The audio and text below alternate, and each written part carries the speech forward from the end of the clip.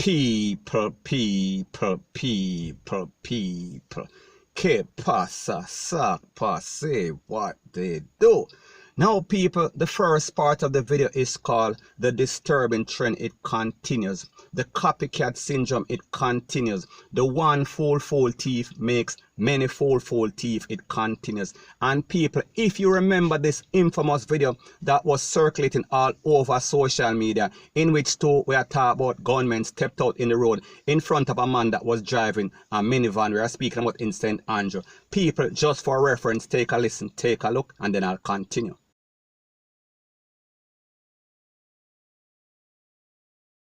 Just cross the border and into the city.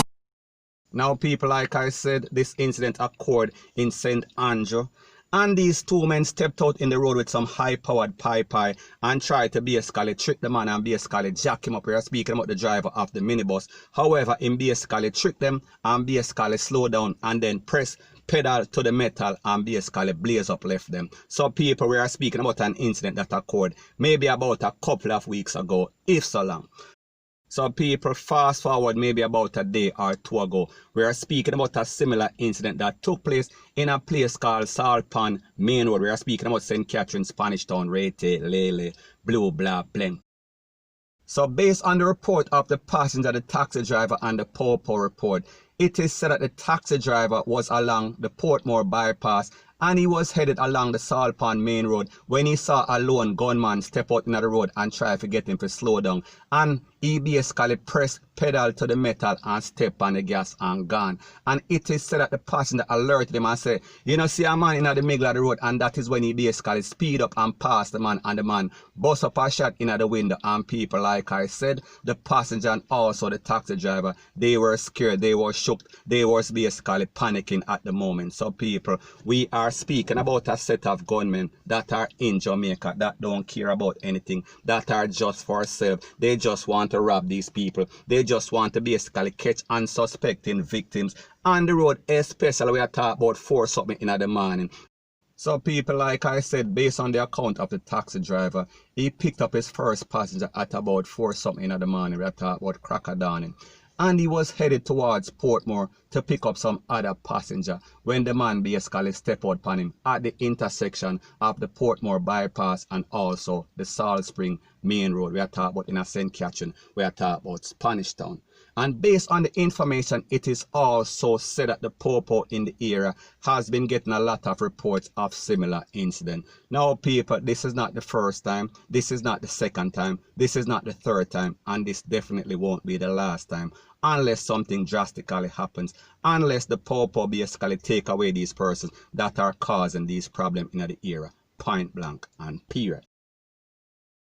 So after the incident, when the taxi driver and also the passenger were interviewed by the news media, they told persons that are traveling, we are speaking about motorists, we are speaking about passengers that are traveling late at night or early in the morning to basically avoid certain intersections, certain places. Make sure that they stop at places that are well lit and make sure so them have them eyes in the back of them head, because people, we see that we are living in desperate times, and like them say, desperate times calls for desperate measures. Now people, like I said before in the start of the video, anytime anything that is bad happens in Jamaica, there is always going to be a set of lazy young men that are out there that are always going to try it because they think that it is easy. And if one person does it, that means that it must be easy. So that is what we call a very disturbing copycat trend in Jamaica. And people, like me say, nobody is going to stop until something drastic happens. And I am speaking about until the Popo basically take them away. So based on this very disturbing trend that we see occurring lately, it seems as if Jamaican people, and specifically poor people, are playing prey and predator. And it seems as if some of these thieves, they watch too much Discovery Channel, because it seems as if they want to shock on all these persons. They want to freeze them up and basically take advantage of unsuspecting victims. We are talking about mostly poor people. We are speaking about hard-working Jamaicans that get up every day, crack of dawn and early in the morning for go to work. However, these persons now feel as if they can do the same thing. Basically, fill out an application, get a job, get some sort of trade, and stop preying upon people. Stop becoming a pestilence upon people, point blank and period. And what is even more disturbing about the whole thing about these new millennial thieves, it seems as if they don't have any sort of ambition because they are constantly preying on poor people. And it seems as if they don't understand that they can expand their portfolio and basically broaden their horizon. We are talking about think bigger, we are talking about thief bigger. And people, I am not justifying their action. If they went and robbed any sort of bank or any sort of financial institution, me just say they need to have some more ambition and basically do it fast so therefore the popo can take them out. And people, like I said, this is not the first or the second or the third time we are speaking about this has been happening for a year. And we see that the trend is basically happening once again. We are speaking about in 2020. So therefore the popo, they need to set up some sort of sting operation and basically do something before this person do something else to somebody else. Point blank and period. So the moral of the story is that people, you have to be very vigilant. You have to be very cautious, especially when you're traveling early in the morning or late at night, especially in some place where I talk about some bush place where there is no sort of light. You have to be very careful. And this advice also applies to operators of private and public transportation. May I talk about taximan, may I talk about minibus man, may I talk about Juta worker. Be very careful because we see that these non-ambitious thieves, they are preying on people like you. Point blank and period. So anyways, people, that is my views on the whole thing as it pertains to that. And like me say, it is just my views and opinion. It is not the gospel. Your views and opinion can be respectfully different from mine. But let me know what you think in the comment section. Bless up. Now the next thing that is popping, you see that the Chinese are back at it once again, one more again. And people, you understand as it pertains to Jamaica.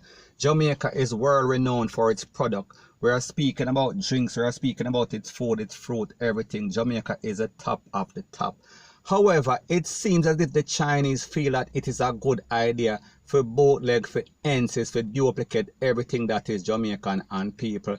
In this case, we see that they are duplicating the well-renowned Jamaican ginger beer. And people, if you don't know, Jamaica has the best ginger or one of the best ginger in the world. So therefore, whenever they put the Jamaican label upon it, people are automatically going to think that it is the same, and people, it is not. So people, take a listen, take a look, and then let me know what you think in the comment section. I've always loved my Jamaican ginger beer, and for years now, a few years I'd say, I've been buying this one because that's the only one that I can find. And I was wondering, I wonder if they change the recipe because it just wasn't tasting the same. And then I got out to my little old ghetto, certain shop, and I saw the original tin, and I started to wonder, seamlessly done underneath our nose. There is nothing Jamaican about this one. This one is made in Derby by, I'm going to assume, some Asian company, because you know they like to thief with things from underneath windows. This is the original one, folks. So please do not be fooled by this imposter. Look at it. Look at it. They've stolen everything, the writing, the logo, everything, even had the audacity to put a little black man on there about Jamaican ginger beer. And faced it. This is the one. This is who we're supposed to be supporting. Our own brand. Spend a black pound. Unbelievable. This one tastes like, I don't even know what that tastes like. That's the bad boy. Just to remind you all that it hasn't changed. They're just trying to sneak this one underneath our nose and claim that it's old Jamaican ginger beer, and it is not. It's this one, my folks. I bought 24 for $11.99 because you can't find them anywhere now. You can only find this one in every corner shop, every supermarket, and this is not no old Jamaican ginger beer. I don't know what this is. Now I'm just really getting annoyed. All right then. Folks, know who you support. Support your one. Tired of this foolishness. And then them rank themselves when we go in them shop. But if we don't want to come here, don't spend it. If it wasn't for us, you wouldn't have no roof over here. Shut your mouth.